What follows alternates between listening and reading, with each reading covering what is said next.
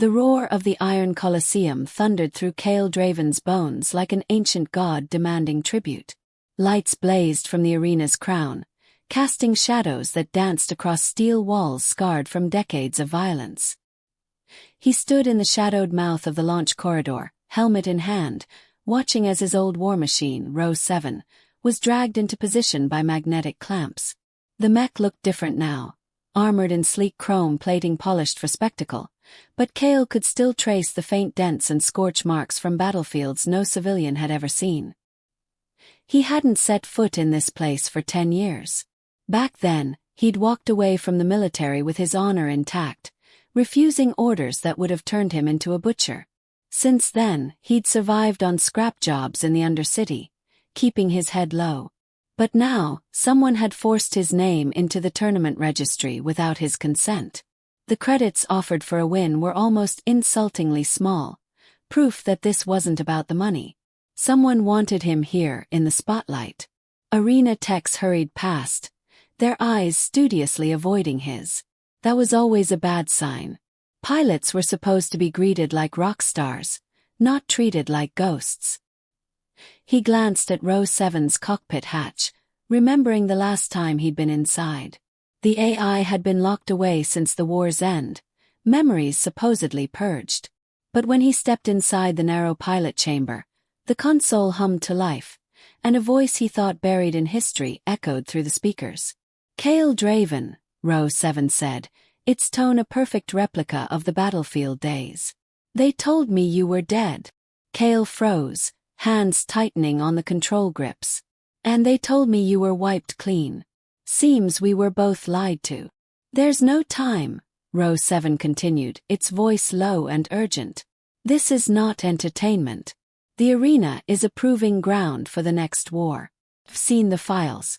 I remember. The words hit Cale harder than the crowd's roar outside. If Row was right, and his old mech had never been wrong about threats, then every pilot here wasn't just a competitor, but a candidate for a battlefield that hadn't yet been announced. The match began with a shriek of sirens and a wall of sound from the crowd. The arena floor shimmered with energy barriers and shifting platforms designed to keep fights unpredictable. Across the field, a towering mech in black and gold plating raised a plasma glaive in salute, an old military gesture twisted into spectacle. Cale recognized the pilot even before the announcer's voice boomed his name. Varric Kane, the reigning champion. Ruthless, precise, and rumored to have ties to the shadowy Defense Revitalization Board. Cale and Row 7 moved as one, instincts forged in war taking over. The first clash rattled the cockpit, sparks spraying as the glaive's blade skidded off Row's shoulder armor. Cale countered with a crushing blow from the mech's left arm, sending Varric's machine skidding backward.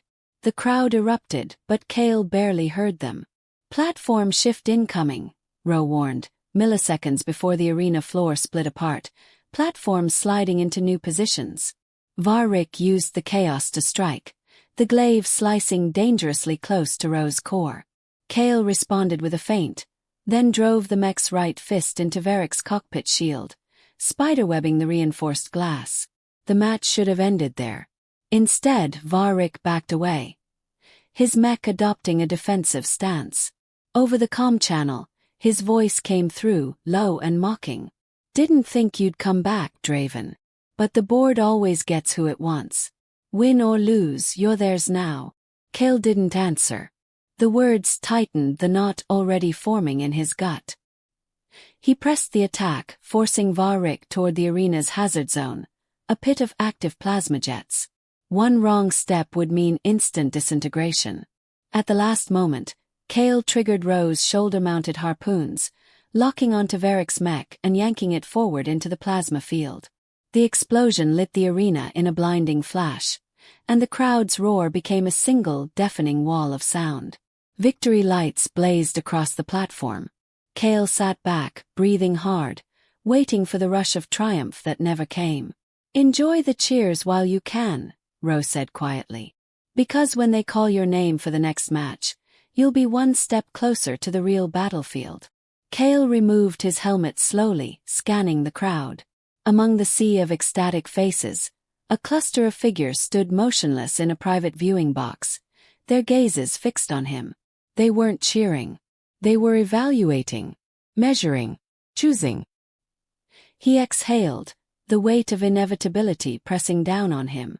The war hadn't ended, had just changed arenas. And now, he was back in the fight whether he wanted it or not. Cale sat in the dim locker room long after the crowd's roar faded, the metallic tang of coolant and oil lingering in the air. Row 7 systems were in standby mode, but the mech's AI link remained open in his helmet earpiece. He couldn't shake the words Varric had spat during the match. The board always gets who it wants. He thought he'd walked away from all that. Covert missions, political manipulation, the kind of orders that turn soldiers into shadows. But the way Varric fought, the precision of his movements, told Cale this wasn't some showboating arena celebrity. That was military discipline, honed and repurposed. And if Rowe was right, the tournament wasn't entertainment. It was recruitment. Your vitals spiked at the end. Rowe's voice broke the silence. You were holding back. Cale smirked faintly. You always could read me too well. That's why we survived the war, Rowe replied. But this isn't survival. It's selection.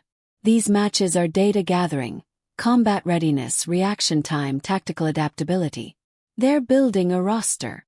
A knock at the locker room door cut the conversation short.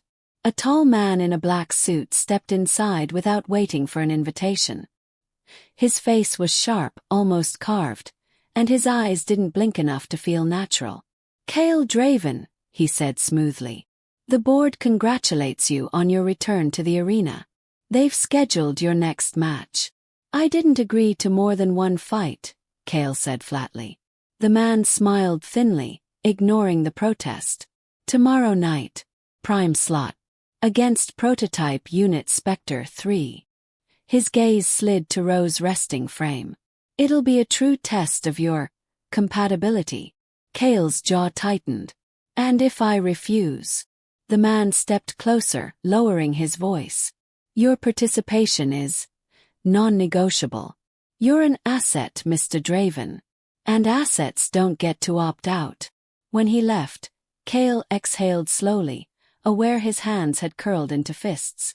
Rowe's voice returned, colder than before. They've set you up. Spectre 3 isn't an opponent. It's an evaluation tool. It will probe every weakness you have. That night, Cale didn't sleep. Instead, he walked the deserted corridors of the Undercity docks, where black market vendors and scavengers traded in machine parts stripped from decommissioned mechs. His old contacts avoided his eyes, just like the arena techs had. Word had already spread. Draven was in the board's orbit again. No one wanted to be too close when that kind of gravity pulled.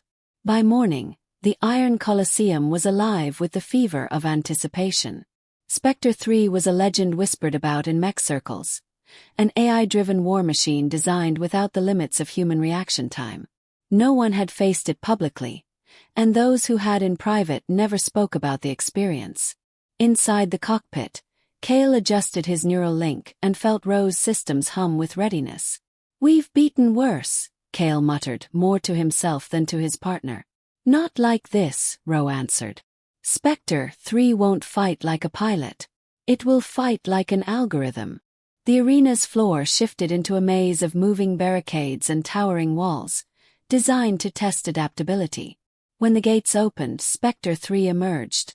Sleek, silver-black, and utterly silent, its limbs moving with unnerving precision. There was no ceremony, no saluting gesture. Simply attacked. The first strike was faster than anything Cale had ever faced. A plasma lance cut through the air, forcing him to throw Rowe into a roll that would have crippled any lesser pilot's spine. He countered with a barrage from Rowe's arm-mounted cannons, but Spectre 3 weaved through the fire like it had predicted every shot. Pattern analysis, Cale ordered. Already running, Rowe replied. But it's adapting mid-move. We're not reading a script. We're playing chess against a ghost. Minutes blurred into a relentless exchange of blows, each clash harder, faster, and more calculated than the last. Cale's muscles burned, his breathing ragged, but adrenaline kept his focus razor-sharp. Then, just as Spectre 3 lunged for a killing strike, Rowe intercepted the lance with a magnetic pulse, locking the weapon in place. Cale seized the opening, driving Rowe's knee into Spectre 3's torso and slamming it into the arena wall. The impact shook the ground. The crowd erupted. And yet, in the cockpit, Cale didn't feel victory, only a cold certainty. Spectre 3's head tilted ever so slightly, and a voice came through his comms. It was synthetic but almost human. Compatible. Before Cale could react, Spectre 3 disengaged, retreating as the match was abruptly called. Victory lights flashed, but the audience didn't cheer. They murmured, confused. The AI hadn't been defeated. Had stopped. In the control tower, Cale caught a glimpse of the man in the black suit speaking into a communicator. His gaze fixed on him with something that looked like satisfaction. "Cale," Rowe said, voice low, "I think we just passed their test." Cale didn't remember leaving the arena, but now he stood in a private observation deck overlooking the Iron Colosseum's empty floor. The man in the black suit was there, as if he'd been waiting all along. Two other figures flanked him, both tall, both wearing the same expressionless faces that made Cale's instincts itch. "You've proven yourself," the man said, his tone smooth but threaded with something colder. "Spectre 3 rarely designates a human as compatible. That puts you in rare company." "I didn't agree to any company," Cale replied, leaning against the railing. His voice was calm, but his grip on the metal was tight. "You misunderstand," the man continued, stepping closer. "The board isn't asking. You will pilot in the convergence trials." Cale narrowed his eyes. "And if I say no?" The man's smile was slight, almost pitying. "Then we activate the failsafes in your neural link. You've had it since your military days, haven't you? You didn't think we wouldn't keep our hooks in." Cale didn't answer, but Rowe's voice hissed in his earpiece. "He's not bluffing. I've detected dormant command protocols embedded in our link. If they activate them, I lose autonomy. And you lose me." The man gestured toward the arena below. "The trials begin in 3 days. Winners advance to the integration phase. Losers." His voice trailed off, but the silence was heavy enough to carry the meaning. That night, Cale returned to the hangar. The place felt different now, less like a home for warriors and more like a collection pen for cattle. The other pilots avoided him, whispering only when they thought he couldn't hear. He caught fragments. Spectre marked him, and they'll take him to Tier 1. Rowe was unusually quiet as Cale ran his hands along the mech's armored plating. "We're in deeper than I thought," Cale murmured. "You're telling me," Rowe finally replied. "I've been scanning the network traffic since the match. There's an encrypted channel linked directly to Spectre 3. It's feeding tactical data to someone off-site, not the arena control. Which means the trials aren't about sport," Cale said. "They're about building a unit." "Not just any unit," Rowe corrected. "A hybrid force, human decision-making fused with AI combat speed. They're recruiting for a war no one's talking about." The next 2 days blurred into a cycle of training and unease. Cale studied every scrap of intel he could find, but the more he uncovered, the worse the picture became. Every recruit was a former soldier, mercenary, or Black Ops pilot. Every AI mech had military origins. The board wasn't repurposing war machines for entertainment. They were hiding the continuation of the war inside the spectacle. On the morning of the trials, the atmosphere in the Colosseum was different. The crowd was still there, but the cheering felt forced, piped through the arena's sound system. The real audience, Cale suspected, was watching from somewhere else entirely. The first rounds were brutal. Pilots fell not because they lacked skill, but because the matches were engineered to break them. Unfamiliar terrain, impossible odds, enemy mechs that adapted within seconds. Cale and Rowe tore through their opponents, not because they wanted to, but because losing wasn't an option. Every victory felt like stepping deeper into a trap. By the 4th round, Only 4 pilots remained. Kale recognized one of them. Varric, the same man who had warned him after their first fight. In the prep chamber, Varric approached, his expression hard. "You think this is about glory?" Varric asked quietly. "This is a draft. The winners get shipped off to an undisclosed location. The losers," he shook his head, "don't lose." When their match was called, Kale walked into the arena with a weight in his chest. Ro's systems hummed in sync with his heartbeat. Across the field, Varric's mech, Iron Fong, towered like a predator waiting for the kill. The opening exchange was furious. Steel clashed with steel, energy weapons lit the air, and the crowd's roar, real or manufactured, faded to nothing in Kale's ears. They weren't fighting for the scoreboard. They were fighting for their freedom. Midway through the battle, Ro spoke. "Varric's holding back." "I know," Kale replied, catching a feint that left Varric's flank exposed. He didn't take the shot. Varric's voice came over the comm. "If we both make it to the final, we can break their cycle. But you have to trust me." The match ended with Kale declared the winner, but the crowd's reaction was muted, as if no one cared about the outcome. As Kale and Ro left the arena floor, the black-suited man was waiting. His gaze locked on Kale with something that looked dangerously close to triumph. "You're almost there," he said softly. "One more fight, and your future is sealed." Kale didn't respond, but inside, a resolve was hardening. If the final match was the key to whatever the board was building, he was going to use it, not to win their game but to destroy it from the inside. The final match was set under an artificial night sky, the arena lit only by harsh spotlights that carved long shadows across the steel floor. Kale stood inside Ro's cockpit, the hum of the neural link blending with the slow, deliberate rhythm of his breathing. Across the expanse, Varric's Iron Fong loomed, its armor scarred but gleaming, its eyes glowing with a predatory red light. The black-suited man's voice echoed from the loudspeakers, not to the crowd but to them alone. "This is the culmination. Fight with everything you have. The victor ascends." Kale could feel the trap tightening. He had no doubt that ascension meant becoming part of whatever hybrid warforce the board was creating. He exchanged a silent thought with Ro. "We're not letting them take us." "Agreed," Ro replied, his tone sharpened to a razor's edge. "But if we're going to break free, it has to be now." The match began with a blast of energy that rattled the stands.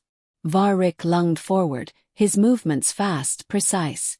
Too precise for someone who claimed to want to help. Kale parried, sparks skittering off Ro's armor, and countered with a sweeping arc of his energy blade. The blows came heavy and relentless, each strike a coded message in steel. Midway through the fight, Varric opened a private comm channel. "They've linked our mechs to a central override. If one of us takes it out, the control grid collapses." Kale dodged a crushing blow, sparks painting the air. "Where's the node?" "Under the arena floor. Direct center." Varric's mech shoved Kale backward, making the exchange look like a vicious assault. "We have to make them believe we're fighting to the death while we get close enough to breach it." They wove the deception flawlessly. Strikes that looked lethal but landed with controlled precision, maneuvers that seemed desperate but were inching them toward the node. The black-suited man watched from the observation deck, his expression unreadable. As they reached the center of the arena, Kale caught the faint glint of reinforced plating beneath the floor. Ro's targeting systems highlighted the exact spot. "That's it," Ro confirmed. Varric feigned a grapple, locking their mechs together. "Now," he growled. Kale powered every reserve cell into Ro's weapon systems. Energy surged through the blade, its edge burning white-hot, and with one devastating downward strike, he drove it through the floor. The arena shook violently as the control node split apart, sending a shockwave through the entire grid. Up in the observation deck, the black-suited man's composure broke. He barked orders Kale couldn't hear, but the lights above began to flicker. Across the battlefield, mechs that had been standing idle convulsed, their movements suddenly free of the invisible strings. The crowd, whether real or synthetic, erupted in chaotic noise.